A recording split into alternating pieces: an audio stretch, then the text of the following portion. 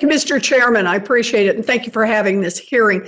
So the use of forced and trafficked labor in China and too many other places around the world ranks as one of the worst abuses of basic human rights. We have a moral obligation to stamp out these despicable violations and to protect workers regardless of where they are in the world. This is about our values, but it's also about consequences here at home. American consumers are unwittingly buying products made with forced labor at their local clothing stores. American workers are being placed in the impossible position of competing against forced labor and child labor. And big American corporations, which have spent decades moving jobs overseas, are taking advantage of forced labor to improve their profitability. Mr. Rona, are corporations doing enough themselves to scrutinize their own supply chains for forced labor? No, they absolutely are not. Well, that pretty much answers it.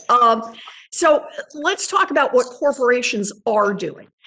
Apple, Nike, Coca-Cola, companies that are as American as apple pie, are just a few of the brands that are suspected of relying on suppliers that use forced labor. And they have spent huge amounts of money and deployed armies of lawyers and lobbyists trying to water down legislation that would make them take more responsibility for their supply chains. So, Mr. Rona, how do you reconcile these companies' actions with their strong public statements against forced labor?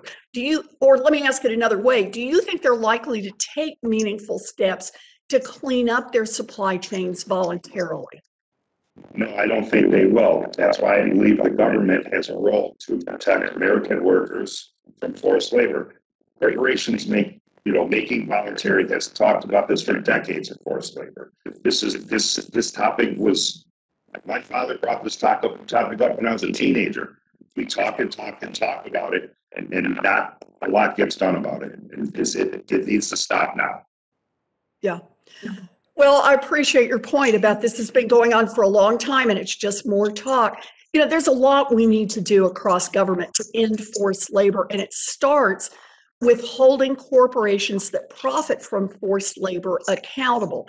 And that means corporations should not be allowed to hide behind cheap talk or opaque audit processes.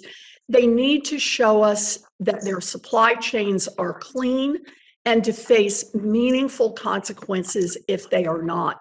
We also need to pass meaningful anti-corruption legislation to prevent corporate lobbyists from sabotaging efforts to put our core values ahead of corporate profits. Under no circumstances should our supply chain support the repression of workers' rights overseas or undercut workers' rights and workers' economic security here at home. It is long past time that corporations are held to account for their complicity in forced labor. Thank you, Mr. Chairman. I yield back my time. Thank you, Senator Warren. You and I both saw that Mr. Rona sets the all-time record for succinctness, and we have appreciated that. And that's because there's no ambiguity on this point.